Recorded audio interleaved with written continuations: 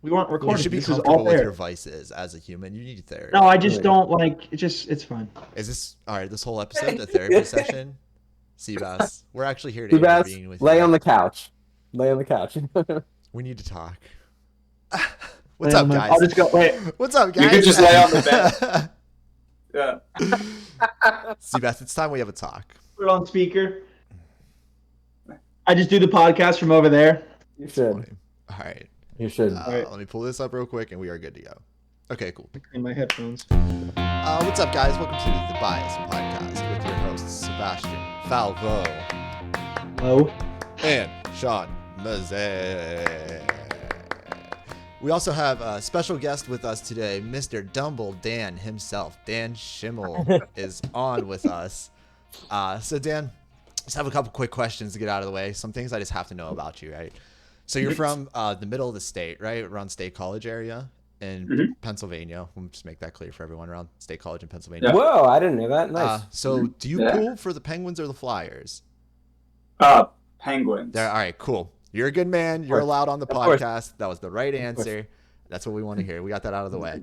So Seabass said he met you at Berkeley, right? Mhm. What did you Yeah. study at Berkeley? I dual majored in guitar performance and music business. Oh, cool, man. So what kind of got you into that? Especially the music business side. It seems like something that people, I don't know, musicians like avoid of the music. It's the forgotten Business side of music. side. Yeah. For sure. Yeah, it made my parents feel good about me going to music school. Fair enough. That's a I mean, great it was- answer. Yeah, I mean, it was actually helpful because like it was a good double major because there's a lot of double majors that like have to be there for 5 years. Or I actually was able to do it in 4. Like you could double major in like audio engineering, but then you would definitely MP&E. It would definitely be Yeah. it would be a So- 5-year thing. So when you're plotting your course for like your life, right? Not you specifically, Yeah. but somebody in your shoes, like, so what are like the next steps after you, like music business sounds really broad. Like what are some of like the key next steps after that point that like people look to like get into after that? Yeah, so actually it's pretty cool. At Berkeley, you have 3 options for your music business.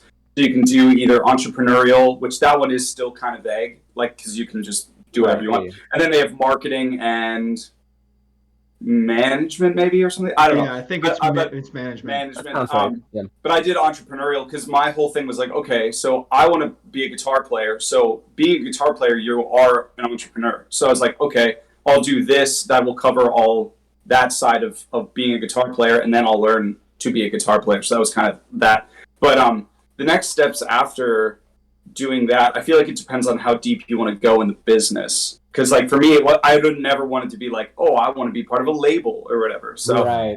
mine kind of went a different direction, I think. But it really was helpful, like in knowing some of the background of how the music industry runs. Yeah, I think that's like there's like a really important little snippet there of like you saying that being a guitar player is being an entrepreneur, and that's something that's like really heavily overlooked by musicians who even like ones that I've worked with on whatever level, right? I my main role in most anything I've done has been like backing up other artists, right? And it's interesting to see how like artists at like much lower levels, and this is not because of their talent, of course, you know how the industry is, but it's interesting how they're just like they just want to be like, I'm the musician, like I'm the artist. I don't want to deal with like that other stuff. They're not willing to like necessarily sink their teeth into it, build a brand and market themselves and really do what it takes, which is not writing more songs. Like I know so many people who have 300 songs in the bank. It's like, okay, you can actually, I mean, you're always going to write and play more, but with that amount of material, you can be done with that. Like you actually need to like build a foundation and a brand and make something that people want to buy, which is like an unfortunate truth to an artist is that you have to try to find out now how to be a salesman too, which I feel like is kind of like, you know, anti-artist. But Definitely in today's culture, I think more and more people are realizing that that's so necessary. It's really the advent of the modern internet, how we interface with like Instagram and Twitter and maybe not necessarily Twitter, but like Instagram and TikTok. Instagram was the main thing till really recently.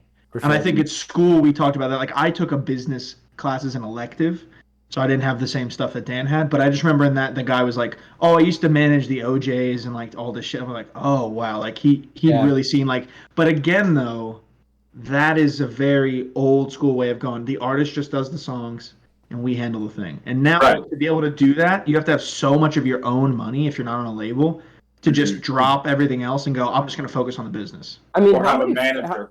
how many famous artists now even have dropped their labels and are releasing shit independently? It's like it's A kind of lot. a thing, like, and it's not even a new thing at this point. It's kind The of like biggest just the ones, way it's though, been for don't. 10 years. The No, that's biggest, not even true. yeah, There are some. I mean, or no, to your point, like, like or they Dua just have Lipa. their own label, right? Like Right. Jason Isbell just has his own label. Yeah, but we're talking about Um, how big because like Dua Lipa and people on that level are on yeah. record labels. They're on Interscope or whatever. They're on Still just because they have they can pull strings that you necessarily can't if you're alone. But like Chance the Rapper did that whole.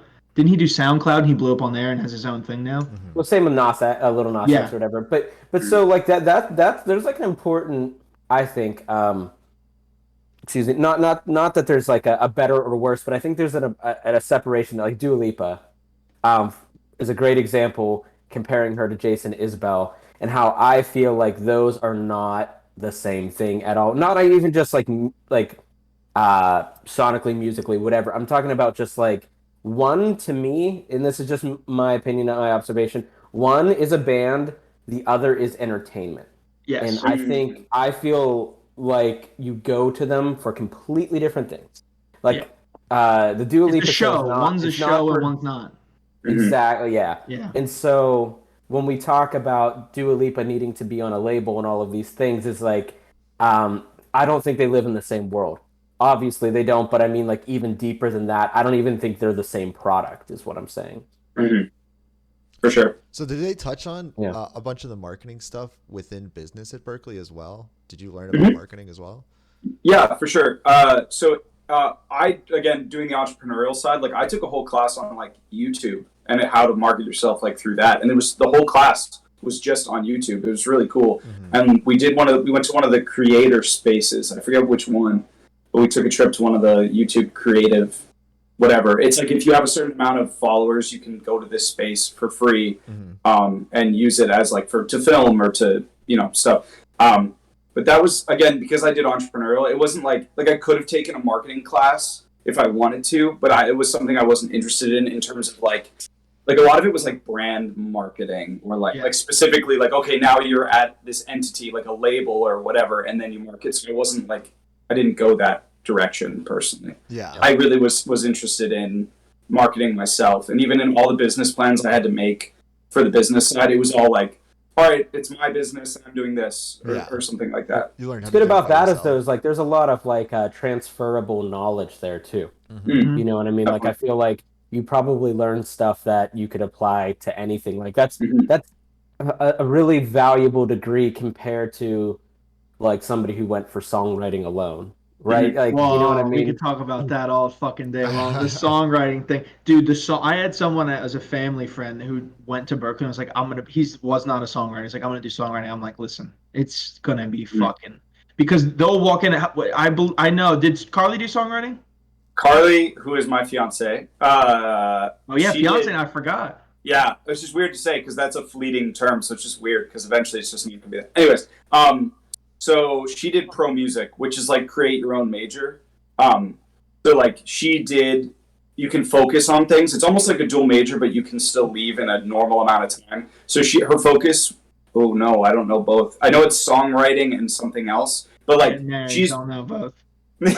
she's better than me on like Pro Tools and like stuff like that. Like she actually would be a better second than I would, even though like I technically am an audio like for work I'm an audio engineer. So like it's like, but she would be faster and better at that kind of stuff than I would. The songwriting thing was rough though. So I've known songwriters are like, you'd go in a class, they'd be like, okay, today you're gonna write a 90-second song and then perform it at the end of this 1 hour class for everybody, like immediately. Yeah, it's brutal. I don't know how deep the Berkeley songwriting course goes, but I have a Pretty few deep. thoughts on what it might be. And I'll just say, like, when I feel like I've heard a very captivating songwriter, it's usually somewhat natural. And I mean, you could say that Yeah. about anything. And I hate to like, yeah, I'm not saying that the schooling doesn't matter. In fact, I have this book right here, Writing Better Lyrics by Pat Pattison. Oh Yeah, yeah, he teaches at Berkeley. yeah, Yeah, this book is fucking awesome. Yeah, that's who This taught the book- class.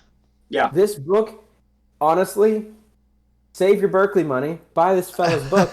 It's so no. He gets paid literally, either way.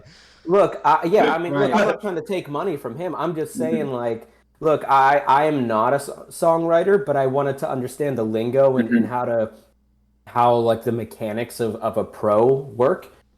And I'll tell you what, that book gets you there. For even if you're starting with nothing, it just teaches you how to like sort of shape your ideas in like organize your thoughts a lot better in how to pull creativity out of nothing. And I found myself writing like these poems and stuff that I never thought I was capable of. So that book was a really great buy. I'm probably never gonna release any songs that I write because I don't know. I probably won't. But my point here is that I feel like songwriting, there has to be a natural aspect to it. But man, that book and I'm sure that course really like can change things like 100%.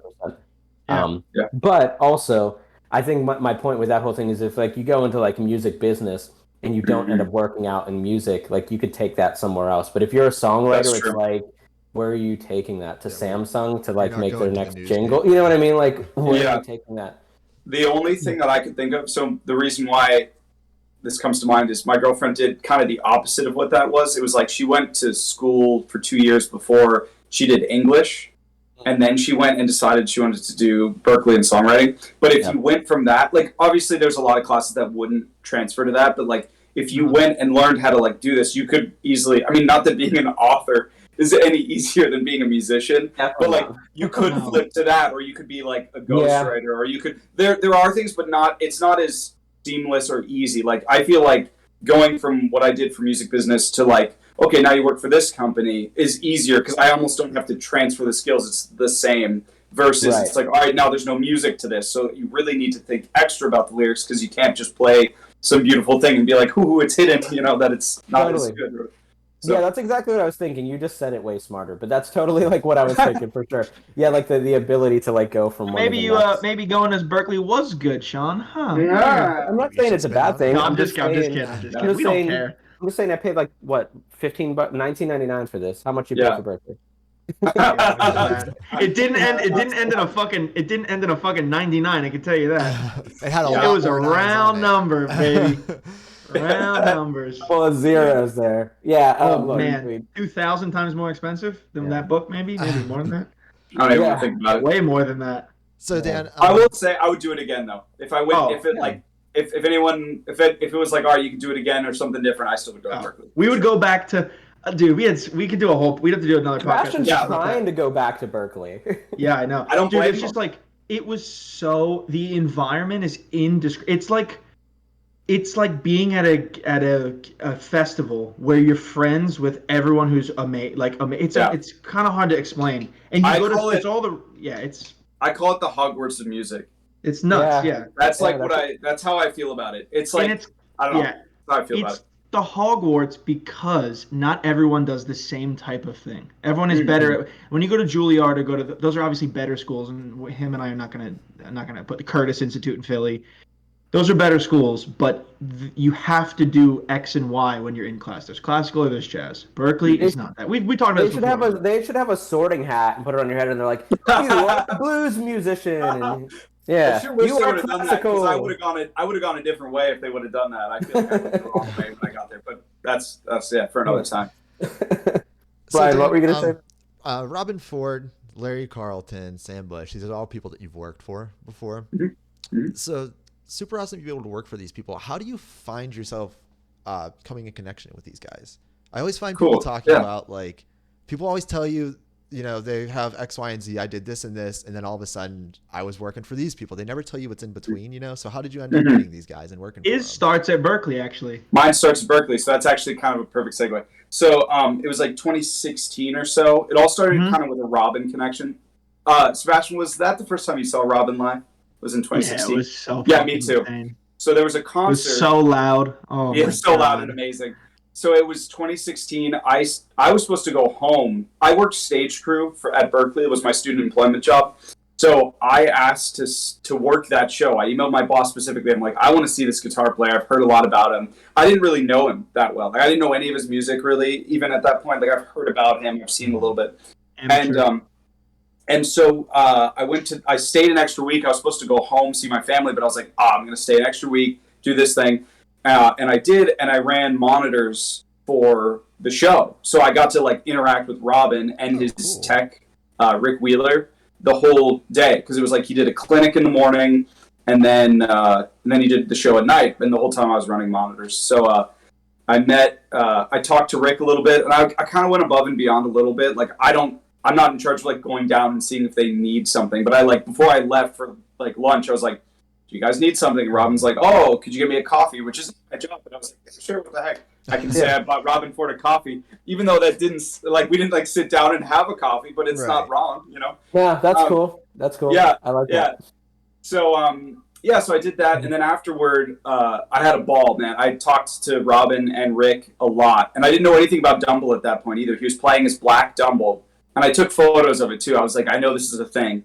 So I took photos of that, took photos of his pedal board, and I asked Rick about it a bunch. I was probably annoying the crap out of Rick. I was trying to be respectful and a little cool, which I probably wasn't at all, but maybe respectful, not cool. So after the show, Rick goes, he was like, what are your plans for when you graduate? Because I still had one more year at Berkeley.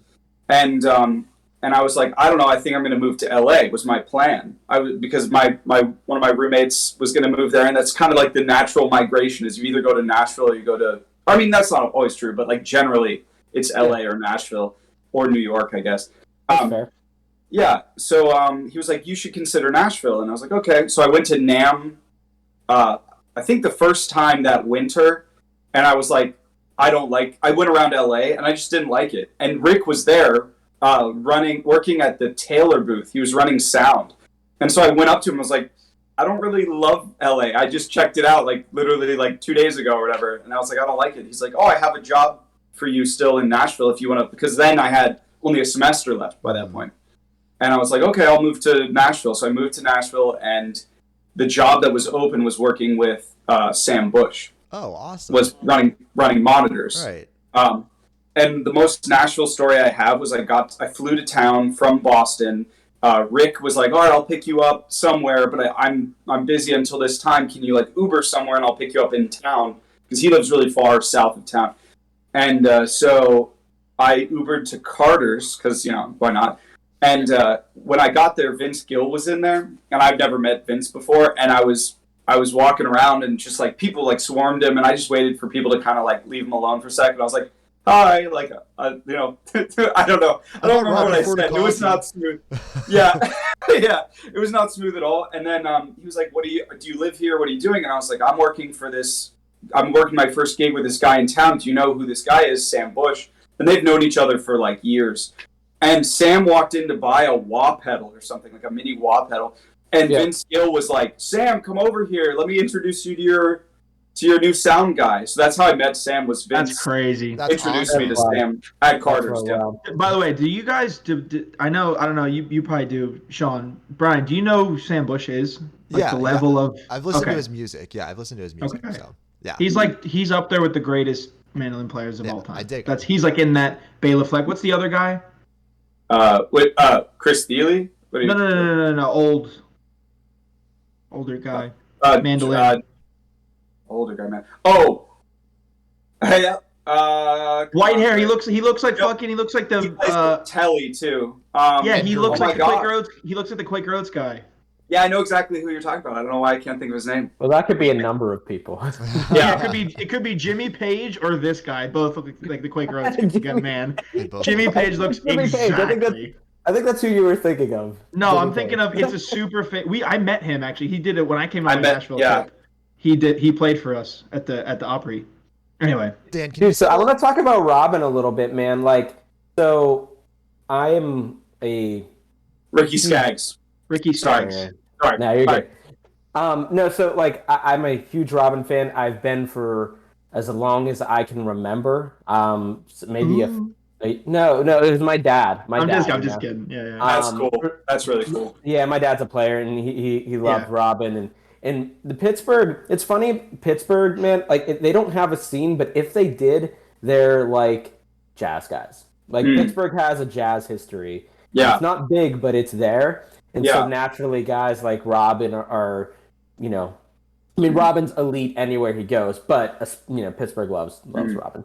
Isn't George Benson from Pittsburgh? Yeah, exactly. Okay, George Benson yeah. from Pittsburgh. Yep. Mhm. So I love Robben's music. I've been following him for a while. But recently he's been doing a lot of Instagram stuff, which I'm sure you guys have noticed.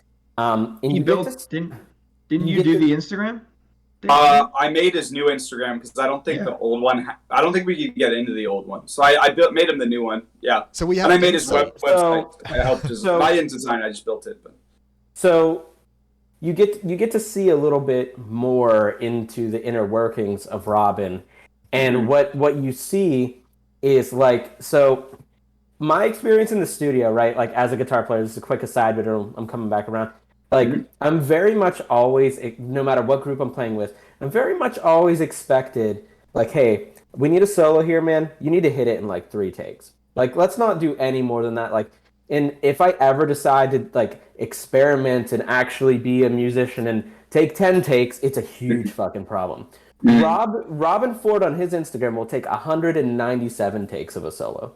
That dude is, and that's not because he's missing on any of them, but he is so particular.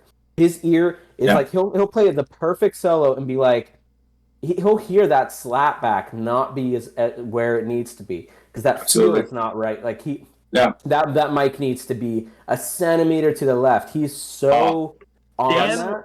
I have a good photo. Keep telling your story. I have a great photo. I'm gonna look for it. Dan's been in the studio. Yeah, so- all those clips you've seen on Instagram, Dan was there, whether he took it or not, was there in the studio for a lot of that stuff. For a lot of it, yeah. Like the ones that I was there for the whole project was the Bill Evans, Robben Ford things. I was there for the whole thing. And the reason why, just a quick thing, the reason why I'm there for all that stuff is all Rick Wheeler is nice enough to ask me to come along. Who is like, he's like, I owe all the things I'm about to say from like Berkeley on was all his doing, like 100%. So I play the Dumble. Like if there's that's all Dumble, Rick. it's that one. But what I was getting to is like, so that's what I've picked up on Robben about how particular he is, and that's how you become the specimen of a player that he is, and being able to play with like Miles and stuff. So when you see things in that way, like I'm curious, how hard is it? It has to be hard to like, and not in a bad way, but just challenging to work with somebody like that because you're constantly, it seems like endlessly dialing in. Like there's a constant refining. There's no amount of, at least in those clips, I gather there's no amount of settling. Like if it takes 2 days to cut this solo, it's taken 2 days. Like whatever. Like which obviously, you and I would appreciate his first or second take. He will play 40 takes and like until he knows it's right. And I'm interested to like, because I come from a very different way of working where I have to settle a lot and I have to like most musicians, we have to settle a lot. We have to get what we can get done in a very small finite amount of time. We have to be efficient. We have to get tones that maybe we're not in love with. I've done a lot of recordings that I will never listen to again because I didn't get that time, and maybe it's not a time thing. Maybe I suck, but maybe it is a time thing. And so I'm just curious, what your experience was working with somebody that particular. Yeah. So, so for the miking thing, should I just like hold it up or should I send it in a chat later? Just hold it up and then text it to us later. And we'll post it. Okay. So this is during the Bill Evans session. There are 4 mics and a room mic on that's his Dumble cab. Yeah. And I couldn't tell you what all of them are. One looks like just a 121 and a 57, and then 2 like farther mics, and then there was actually a room mic. This is in Southern Ground. And then there was like a room mic hanging like really far away. And even then it was still hard to capture what the Dumble was doing. Yeah. I think that's one of the hardest amps to mic because there's something so alive about it. Like that photo's from when he was doing solos.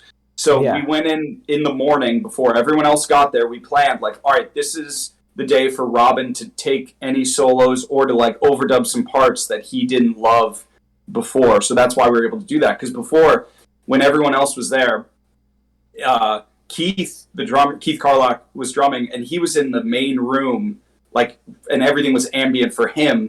And then Robben's Dumble was like in a closet, and it didn't like breathe. Too dead. Yeah. Yeah, and especially for 100 watt, like a loud 100 watts, not like a soft, pleasant Dude, 100 watt. it was so loud when we saw him. It was on like literally 4.5, and I was in like the fourth row. It was so fucking loud. I can't even explain it to anybody. Like, and it didn't sound like it was like even close to its max of anything. No, dude, those amps are insanely loud and articulate. But yeah, it doesn't breathe. But the thing that was wild about watching him do solos, I was on cloud 9 because Robben is out. Like, I didn't know when I saw him at Berkeley, I was like, I didn't know you could be this musical. And I know that's such like a crappy thing to say, but I've never seen people like I bought tickets 3 times to see BB King live, and then he canceled every show in State College that he was going to do, and I was so bummed. So like a lot of these guys that like historically have been like the nuanced guys,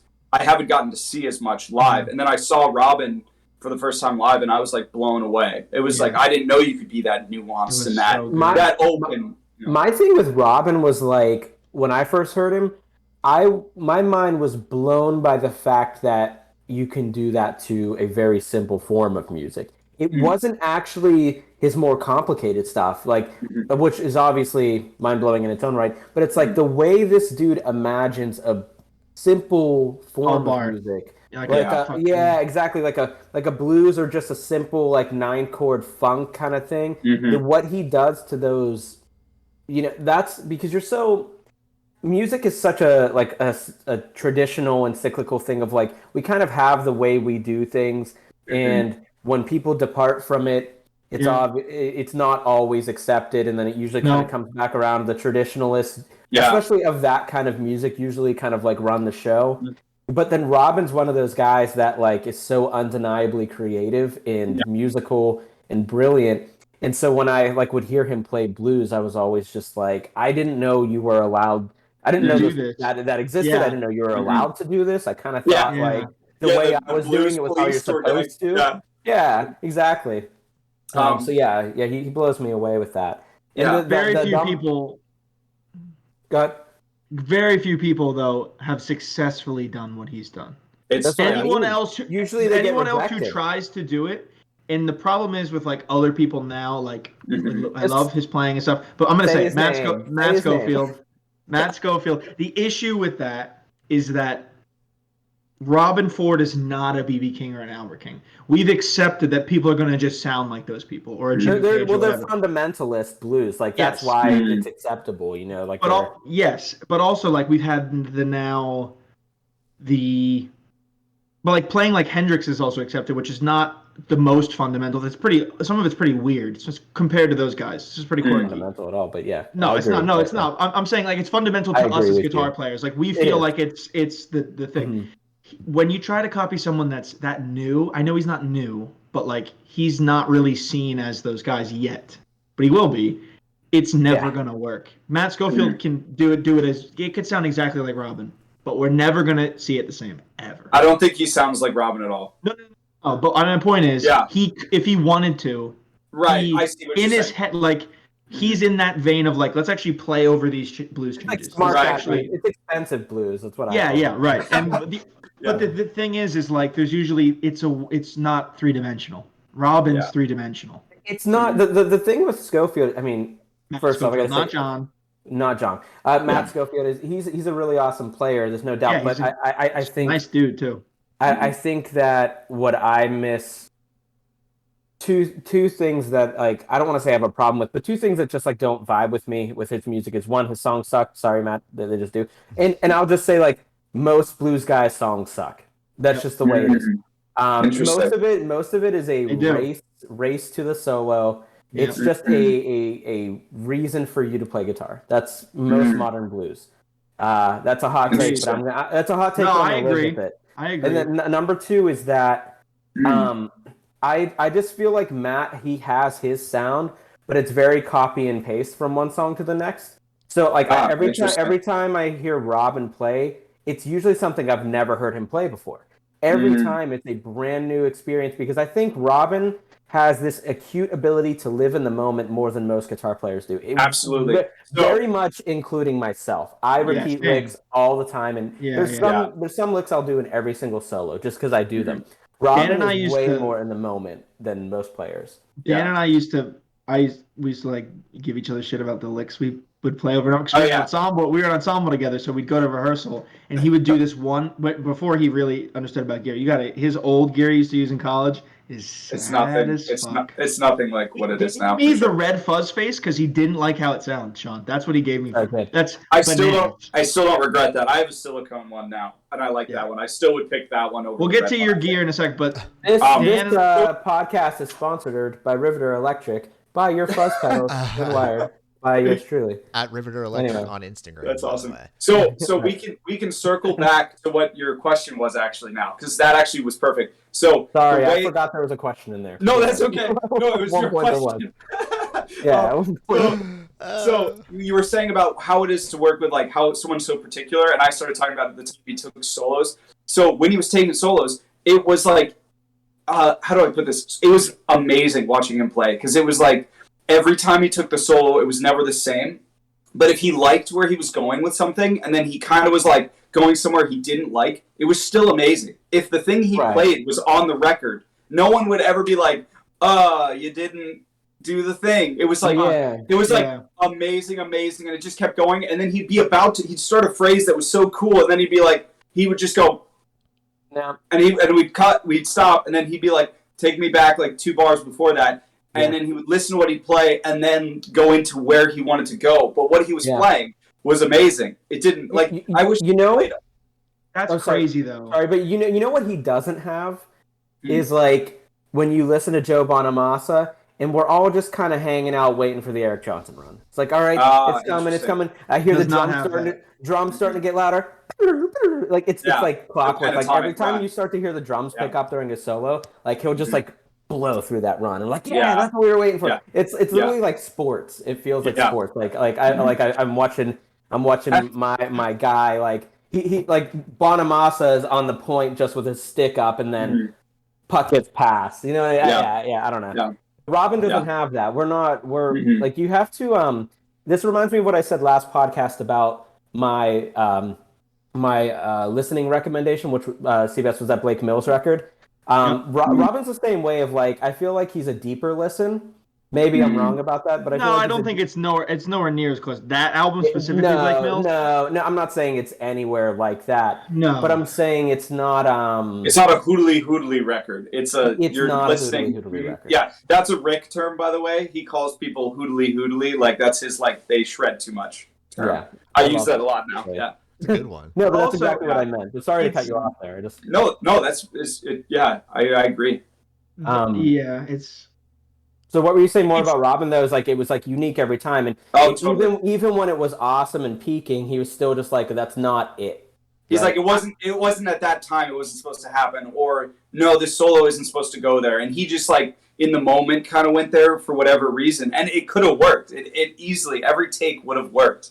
It was like wild. He's like his own personal producer. Almost. I was gonna say the thing that he has that most people don't is the fact that he was like.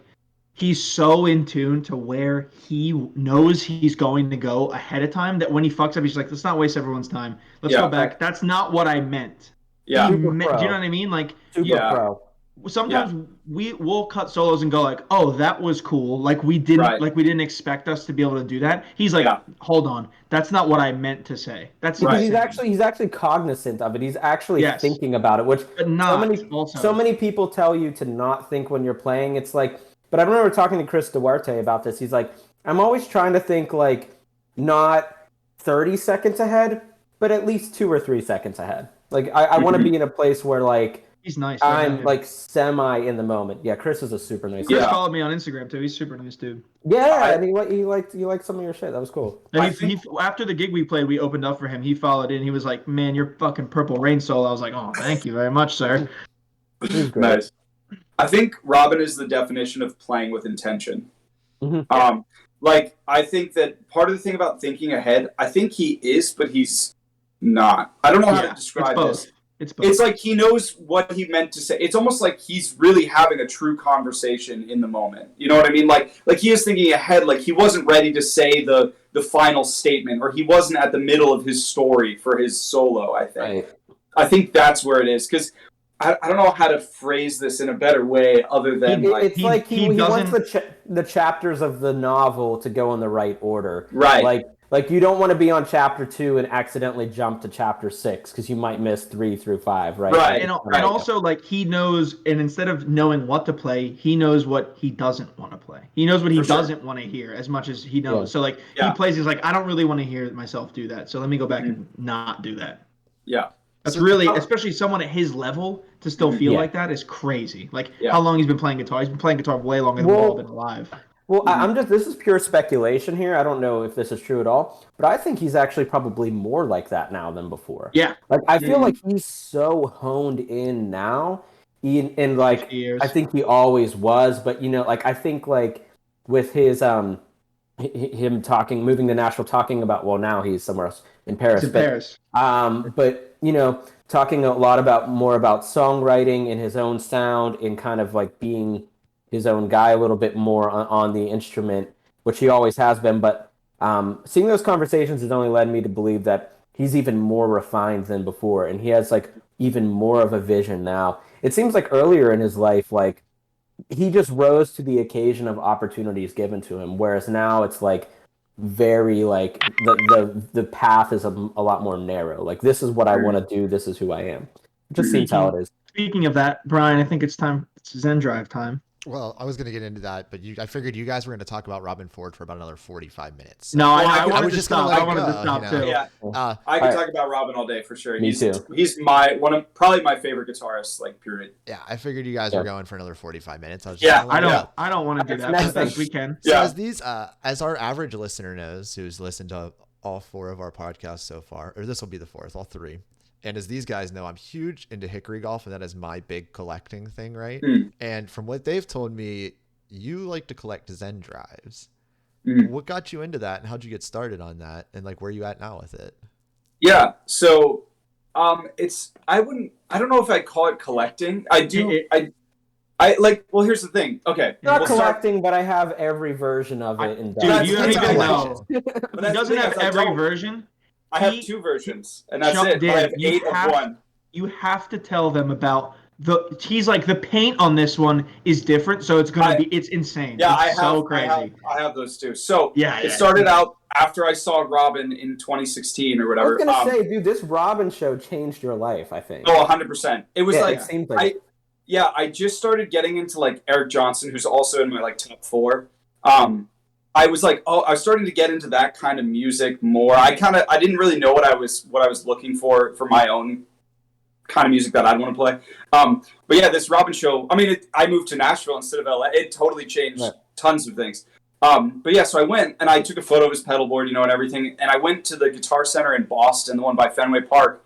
And I was walking around and I went over to the pedal section, and there was a used Zen drive for like $120, an original one. And so an original one is made by Alphonse, or well, it wasn't, I don't know if it was built by him, but it was built by his team. It was hand wired, yada yada. But that was the first one I bought. It was like $120 or something, which is insane. Crazy. I wish I could buy them for $120 now. I would. So I bought it, and I didn't even really like it that much at the time. I enjoyed it, but it wasn't like, it didn't change my life, because I think that a Zen drive sounds good through most amps, but you have to know how to dial it in to fit the amp. That's like the whole thing, I think. You can make it not feel like most amps, but you can EQ it where it sounds natural enough that no one's like, oh, that was a pedal. In my opinion, everyone has their own thing. I'm not a fan. Every time we play it at his place, I'm just like, I prefer his old Rat to the Zen drive all day long. Yeah, and that's a great pedal too. I don't like this. I mean, I've tried though, but I have an interesting relationship with the Zen drive because when I got into them, like when I first heard Robben, for some reason, like I knew the Zen drive existed, but my mind didn't connect his tone to that pedal specifically. Yeah. So I kind of just let that go. I did have two Zen drives. Three, two, three, maybe. I don't know. I've had a few of them, but they weren't the Hermida ones. The first one I ever bought was the red high gain Guitar Center special one. Horrible pedal. Horrible pedal, in my opinion. I think it Yeah, it's sounds not like good. hot trash. I've played all those too because It's I not as love good. pedal. No, I don't like the red one as much, for sure. And I had the gold one, which I also didn't like. Yeah, I didn't like it either. But my friend had the original Hermida, like classic Zen drive, and I remember playing that thing with a DGT. I know I'm not with a DGT. Yeah. Through that guy. Yeah. A super reverb, and I loved it. But for some reason, I never got that same experience with any other Zen drive. So what would you say is like the difference between the classic and then the rest of them? Like, am I insane, or are they really that different? Oh, for the original. So this is an original one. Tell us about the history. Okay, so like this is like one of the early ones. The way you can tell, I have 7 of these of the original ones. And then I have this. Holy These shit. are the only kinds of Zen drives I have. I don't have. By the way, the Zen Drive 2 has a tube in it. Was it AX7, right? Oh, you can put whatever you want in it. I had one of those and posted it on Reverb. In 30 minutes, I was driving to someone's house to drop it off in their mailbox. It is, and I'm a moron. What are those, like $800 now? They're like 800-ish. They're fucking. I sold it for like 280. Which this is actually on sale on Reverb right now because I plug it in and I'm like the reason I'm just like nostalgic for the Zen Drive thing and I'm like, oh, I should have it because I like it, but it just doesn't do the same thing that this does. It's like squishier, and I've tried other tubes with it. I just didn't like it as much. It's a little harder to get. I read online that you can take the tube out and it'll run like a normal Zen Drive, but I don't. It's bigger than this, and I have a bunch of these, so I don't need this. But anyways, but the difference is though, yeah. It's a big difference, though. I think it's a big difference. I want to, go ahead and So the difference between the tube one and this one is it's like way darker. No matter what tube I put in it, I put Tongue Soul, I put in JJ, I put in a Mullard, and I put in a Groove tube, and then there's like one of those Chinese Ruby ones that I have. I tried a bunch. And it's dark. It's really dark sounding, and the gain comes on slower, which is weird because online, when he sold these, it listed as like, I think higher gain than this. So it did, but it didn't really seem that way to me. It's way harder to dial in. There's like, I can only ever get one good tone out of this thing for me. Yeah. But some people love it. Like, I think this would be a good one for someone who really plays like hard rhythm. Like it really, it does. Sounds like it could be a good slide sound too. Maybe. It was real. I was about to say it was really good when I had my Marshall. That's what and then as soon as I sold that, I sold the pedal because I just like it didn't sound good with any Fender I tried. It sounded really good with the Marshall, like really good. Yeah. Sorry, I guess I meant the differences between the original one and the other color. Oh, I see. I see. Sorry. So the really big difference for me is the way they feel and somewhat how they sound. I think the feel is really the biggest thing for between this and the reissues. Which the reissues are fine. Like they're fine. I'm not like if you want to get a Zen Drive or Dumble sound, I think there are ways to get it, and I still think it's better to go for the reissue or the Gladio single channel with the bass dumped out completely are the only ones that I experienced and I'm like, oh yeah, that's like this, but it's not this. I had the Gladio, I sold it. Because there's like this openness that this has. Like that's what I experienced too. Yeah, I felt like the other ones were too compressed and they were too muffled. Like there was like no fidelity in the other ones. And then when I played that original, the original one that my buddy had that wasn't left pedal, it just seemed to be much more natural and more open and more clear. It feels more like an amp. And it sounds more like an amp. I don't know if it actually does, but like while you're playing it, the something about it is just it's like a symbiotic thing where it's like No. I mean, where Dan is right now, I've gone over to his house a bunch of times and played it Yeah. through. He used to have a couple bigger 2 rocks, or like he had the classic Mhm. reverb, which is now gone. And Yeah. the what else? The other one you had a studio signature head. Head into a 212, and I still have the combo studio sig. We've sat in his room and tested them per guitar, right? Mm-hmm. And there Yeah. are some that sound better with certain, like some sound better with Strats and Tellies and humbuckers, and it's just so. This is an early one, which you can kind of see. It's like actually nice, like metal. I don't know if you can tell through there, but it's like nice metal. This is like a sticker, and it's like matte. Yeah. So this is an really early one. It's what the shiny finish is, and then this is a mid one, and then the newest ones before they sold the love pedals say Hermida Audio on the bottom, but they look like this. They're matte. And they say Hermida Audio, and the light's always on the bottom of the side. There's so many people don't know if they have a real one or not, and it's just really surprising to me because I went on the other day because I look still. I don't need more, obviously, but I just like them. It's the only pedal I have many of that's kind of unnecessary, but my board is 4 pedals, and it's the main actual thing that's on there. So there it is. So this is, for those out here, this is why it is, if you're not a collector like Dan and you just want a Dumble sound and you're not sure if you have a real Zen drive or not or what you're looking at, this is why I always say buy with your ears. If you like the sound of it, it is the right one. Yes, absolutely. Some people might really like that. Some people might really like the Zen Drive 2 because that does kind of do that cranked up Dumble, like Rugged Road, that whole Blue Line sound. It can do that. I love that sound too. It does that into my Marshall. It did that kind of wispy note thing and the kind of the clarity. It was really cool. Is faking pedals actually a thing?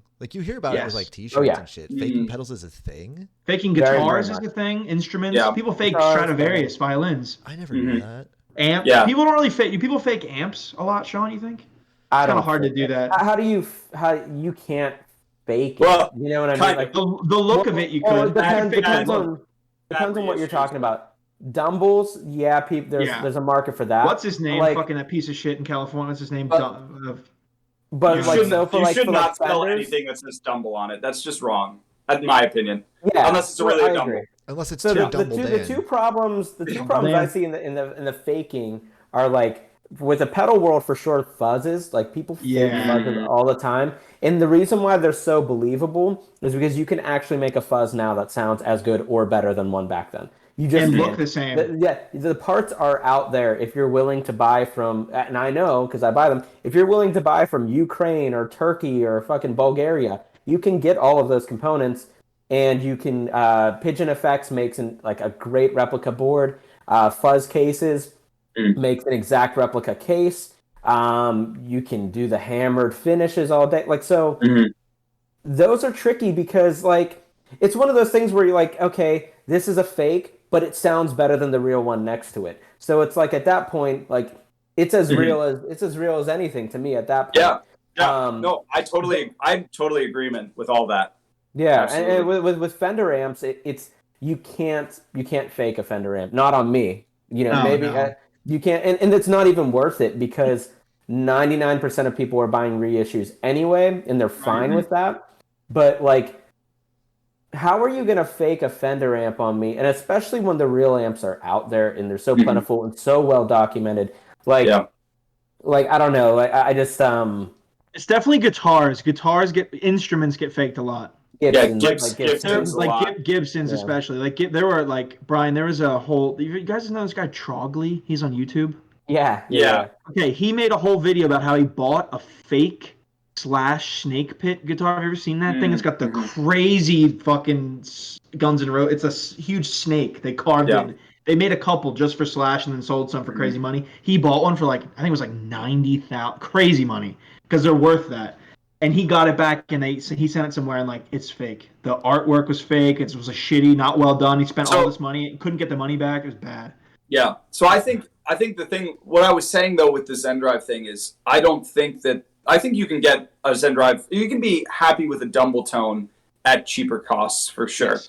But the thing is I haven't played anything that I'm sure it's probably like the same thing with people who are like, I love the real Klon, or like even the KTR Klon isn't right. Mhm. I am sure, but that's not my thing. I don't care. I sold my KTR. I'll go to bat for those guys. I do think they sound slightly different. But Yeah. here's the thing, though, is it's like Did you have something one, else. Dan?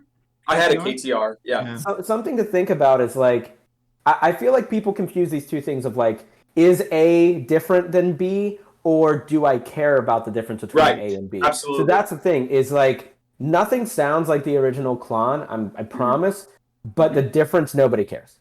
You know what Yeah. I mean? Like that's Right. my Unless opinion. it's your thing, and that's like I only use it. Like if it was like this, like for me, it's like I really only use the Zen Drive unless I have to use something else for something else. You know So whose it's like- fault this is, though? This is John Mayer's fault.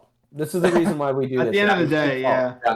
All comes Yeah. down This to is that. why good people can't scapegoat. be happy with an archer. It's because of John Mayer. And also, too, talking about the can't be, but all that stuff, like who notices the difference? What are the differences? Dan and I go back and forth about like patch cables and stuff. Dan is Dan has like George L. lowest capacity cables you could buy that still sound good. And I'm not really, not that I don't give a fuck. He gave me some Diodario ones the other day actually that he doesn't need. And my rig does sound a little bit better. But any less capacitance, it would sound, things would start to sound too bright. Fuzzes don't sound right. Yeah. Things don't clean up as well. Dan, though, that's why he struggles with fuzz and all this shit, because he's got so much articulation and clarity in his But I love playing as that. well as the Yeah.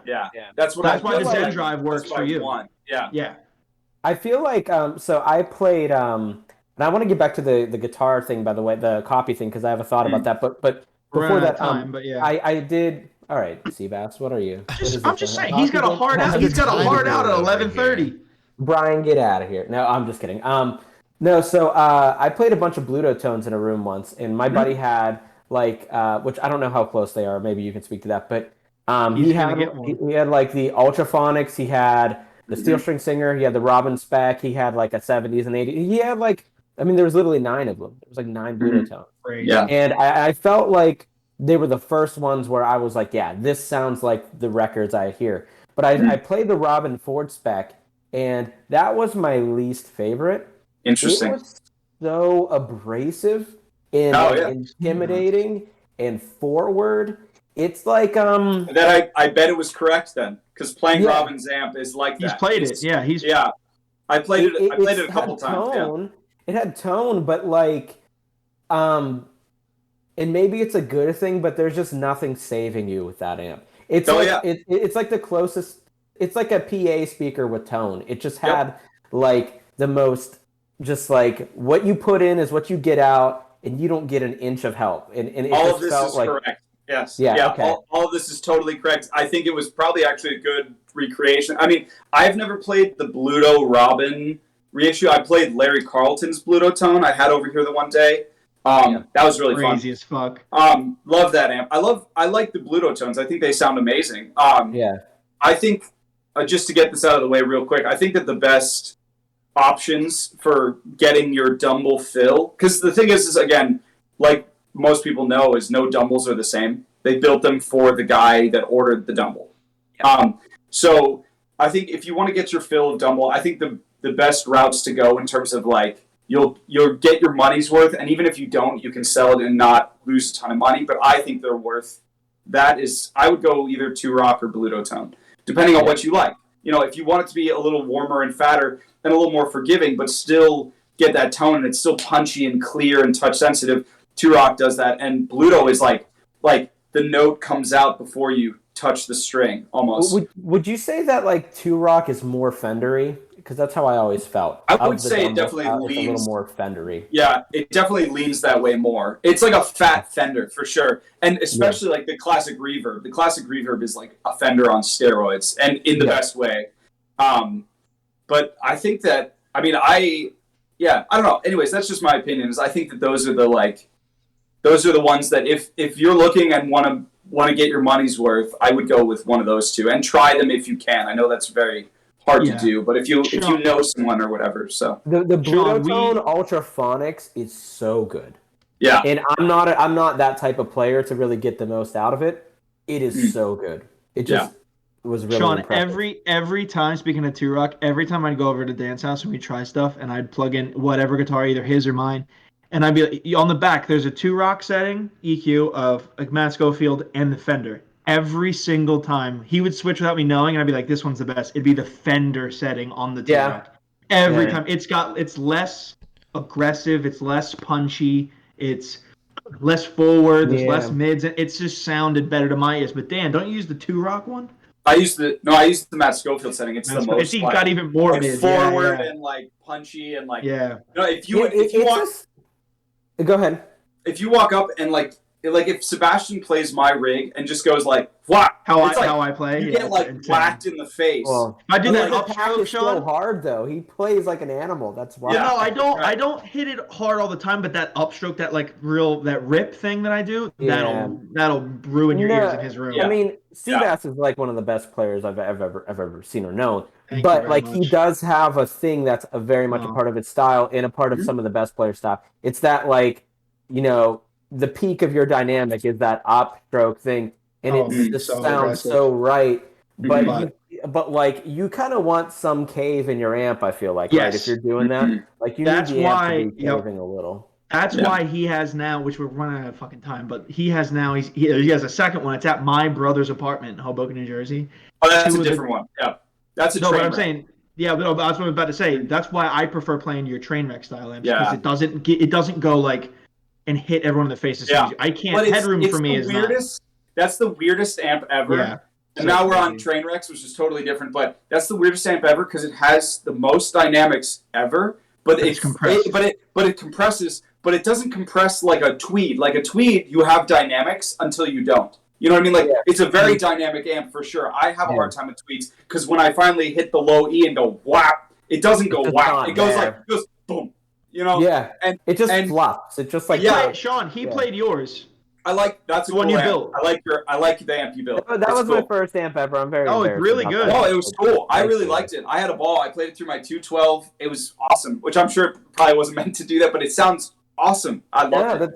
Thank you. I really think that amp has a thing because of the octo preamp thing. I've preached it to Seabass a bunch. The very sort of unexplored, untraveled, like less traveled path of octal preamp tubes, and in the concept of an amp that doesn't have gain, but an amp that has inefficiency, which is a totally different thing. Like an amp that has gain, that has power, and when you distort, it gets fizzy and aggressive, and it's like that is such a different thing than say like an amp that just can't really keep up. And I think Seabass, you're that champ I built you. It's like an amp that can't really keep up in the best way, but it doesn't sound fizzy. It sounds like. We also tried. I thought Dan was gonna like it best with the 6L6, so we put one in there. We didn't. No, the 6V sounds better for that amp. Sounds better for sure. But okay. But with the train wreck thing, Brian, what were you gonna say? So I was just gonna go on with Dan. We love opinions on this show, so we were gonna move on to the overrated, underrated here. Awesome. Which I don't know if I need to explain. Do I need to explain overrated, underrated? I'm gonna give you a topic. I'm assuming you just. Underrated. Yeah. Okay. If you want to give me a brief explanation why, we'll do it. Just because we went to Berkeley doesn't mean we're dumb. I was gonna say the R word, but that doesn't mean we're. What is it? Guys, sometimes you guys are in your own little bubble, Yeah. So Dan, overrated, underrated. Heinz ketchup. Underrated. You're a friend. Okay. You're a friend of the show, Dan. You are a friend of the show. I love ketchup. I had some this morning. Yeah. You are a friend. I used to go to Heinz Field, so that's my whole. That's it. I'm done. Yeah. Okay. Classic. That's awesome. Maze, the Mazda Miata, overrated, underrated. Overrated. It's specifically exists for one purpose, and that's so past their prime, single, divorced men can have something to sit in. Yeah. Well, can I add a thing to that? Yeah, sure. Go ahead. It is for older men past their prime who can't afford a nicer roof down convertible. Oh, right.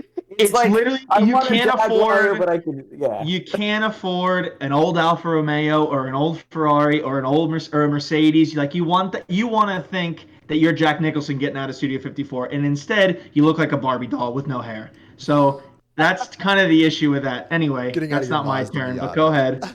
Seabass, puffy jackets, overrated, underrated. Underrated. I think they look cool. I wouldn't wear it, but they look cool. I got one, man. I fuck with them. You do? Yeah, because Yeah, you're like skin and like- bones. You can't be fat like That's me and very wear true. puffy jacket. Doesn't look good. Yeah. I look like a marshmallow. that's Yeah, that's Mich- very Mich- true. Mich- Michelin man. Yeah, I look like the marshmallow inside of an actual s'more. It's not a good look. Dan, the Super Bowl, overrated, underrated? Overrated.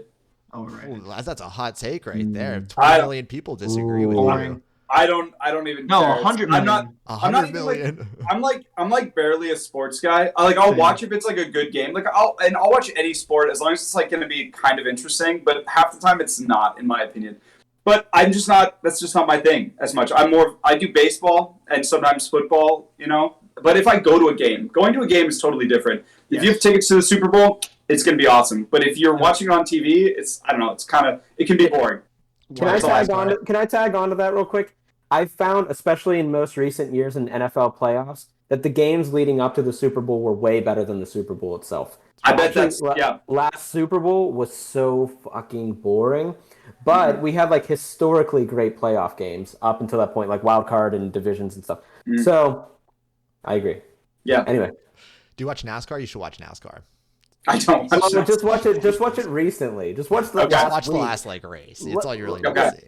Okay. Can we not ruin another friend of mine? Jesus Christ. NASCAR is sweet, man. Mizé, bidets, overrated, underrated. I don't have experience with it. I do think it's probably underrated. I have experience. It's underrated. The reason I say that is like it has so many benefits. For one, like you save paper, right? I feel like this is. No, I'm you just still gonna, need to I'm wipe your. Yeah, but not as much, right? No, Like, you need to it's dry there. your ass off. You can't walk around with a wet ass Right, all but day. not You as just get a much, wet wipe in right? there, bro. You just get a little wet wipe in there, and you're good. Not as much. It's saving paper. No, you're products. right. Yeah. Okay. And then I sorry. think like I just don't have enough. My assumption is underrated. I'm rambling. is. My assumption It's is underrated. underrated. So I have something real quick about that. So my buddy Rick once told me this. He goes, if a bird shits on your arm or something, you don't just take a piece of paper and like go like this until you're like, I don't see it anymore. You go and you wash your arm off. Right. Yeah. And Right. ever since he said that, I've been Like, ruined. that makes so much He's sense. like ruined Makes so me. I'm much like sense. now every time I go to the bathroom, I'm like, like I don't know. Anyways, And Use that like makes a so day, much sense. It That makes does. so much sense. All right, Yeah. Seabass, DMX, overrated, underrated. That's tough. Can I say? Usually on these you can say perfectly rated. Can I say Yeah, that? yeah, totally. oh, Perfectly rated. Appropriately rated. Appropriately rated. Appropriately DMX, rated. Yeah. appropriately rated. I love DMX, but he's not underrated. That's a little crazy to That's- say. You got to be. But yeah, perfectly rated. He's not overrated. All right. Perfectly rated. All right, we also like to All do right. this thing on our show, Dan, called "What's on Your Zune." And basically, you just give us an album that you would want the people to listen to for the week and why, which you love about Okay. it. So, Dan, what's on your Zune for the week, huh? yeah. So I have three quick answers. One is a Robben thing because we were talking about Robben. I think everyone should listen to Truth. I think it's that's a great tough album. record. Yeah, My everyone favorite. should listen to Truth. But what I've been listening to recently is Madison Cunningham and Julian Lodge. I've been Ooh, Two, the new this whole Madison. week. So the new Madison record, Revealer. Revealer. You're right. So yeah, and then Yeah. Julian Lodge's latest record, Squint, which I think was 2021. But those have been my two that I've been listening to a lot. Yeah. Awesome. Mizé, what's on your Zune, huh?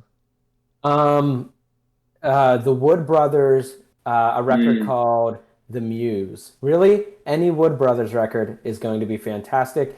And honestly, I think everybody should just kind of like enjoy the chemistry that three-piece band has, because they are have a pocket that's so deep and so funky and so cool and dynamic and interesting.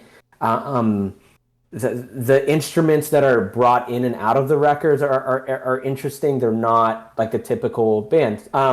They're really not typical in any way, and but also in the best way. The songwriting is really, really great. Yeah, Wood Brothers, The Muse. I could listen to that record all day. So that's going to be my pick, but definitely listen to the song Keep Me Around. It's a really good one off of that. Losing Streak is good. The whole record's great, though. Wood Brothers, The Muse. Seabass, what's on your Zune there, brother? It's an album by a band called Bombay Bicycle Club, like an alternative Nice. band. It's one of my favorite bands ever, and they have an album called "I Had the Blues, but I Shook Them Loose." It's not blues at all. But that's what it's called. and it's a live 20th anniversary version of it. I have cried listening to this so many times. I have never in my life heard an audience sing the record, including riffs. They will sing guitar riffs loud enough to hear it for the recording. Does that make sense? Like the place is so full and the music is so good. They all they're telling stories. Like we wrote this song when we were just kids and it's called The Hill and they wrote it on a hill. It's just great. It's amazing. Great That's instrumentation. Cool. Sounds like the record. It's live. Yeah. They do it back and front. It's amazing. Ryan. I'm gonna give you guys a weird one. So I've been watching a lot of Cowboy Bebop lately. Please go check out the Seatbelts.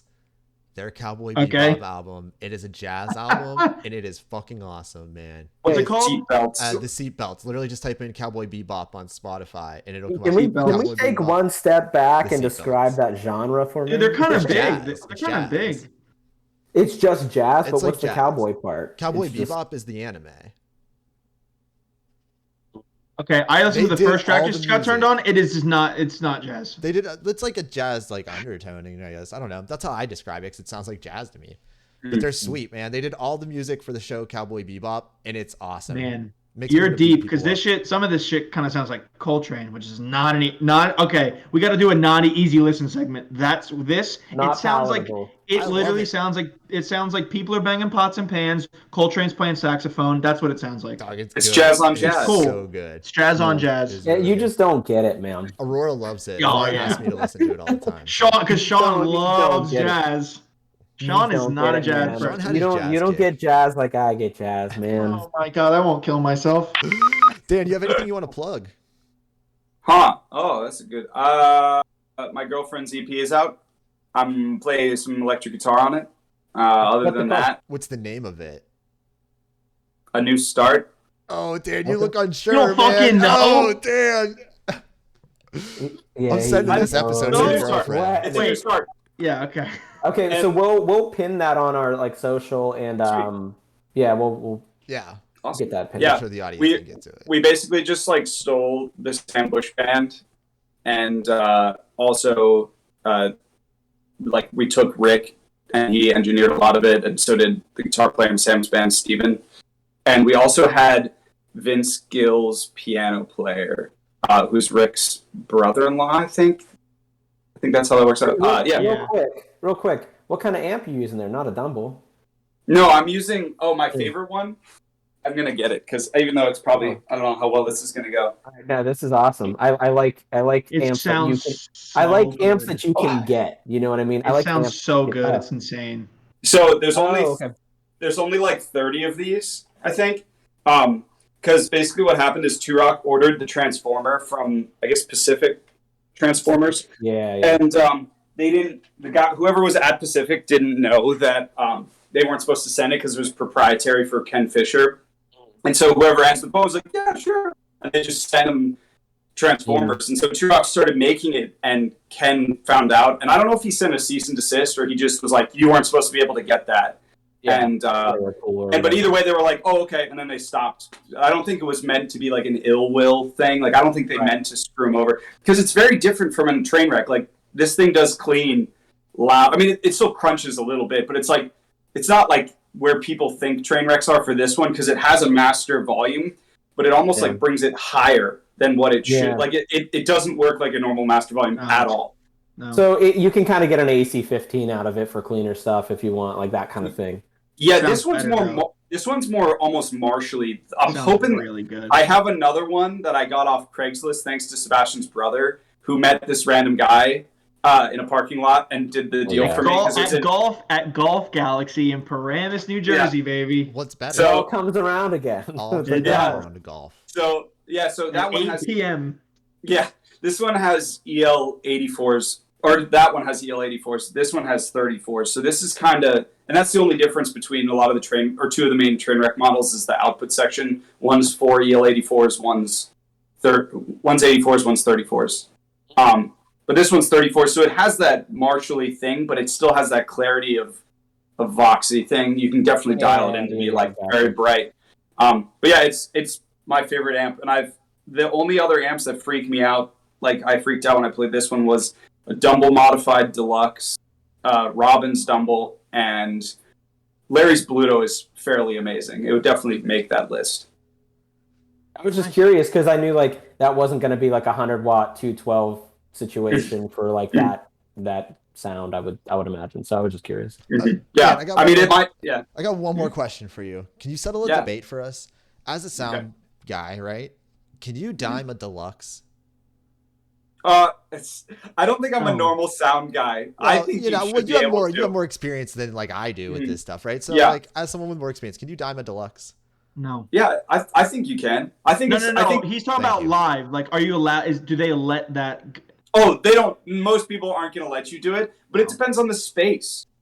Deluxe this is a reverb, very- by the way, not a Tweed Deluxe, a deluxe reverb. Yeah, deluxe reverb. Yeah, I think it depends on where you are. If you're in a tiny space, no. If you're in a full-size theater and you can, if it has, I don't know if the deluxes have those feet, but if you don't like, they don't. Okay, but if you do tip it back or find a way to like make Angle it not, yeah, something. I think you can. I think it depends on the gig. You know, Yeah.